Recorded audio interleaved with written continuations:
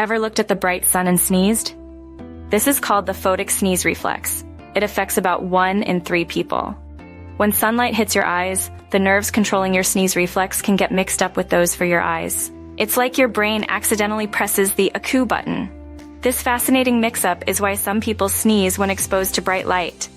So next time you find yourself sneezing in the sunlight, remember, your brain just got a little confused. It's a quirky reflex that makes you unique. Now that you know why you sneeze in the sun, hit subscribe and stay tuned for more cool facts. Keep exploring the wonders of your body and the world around you.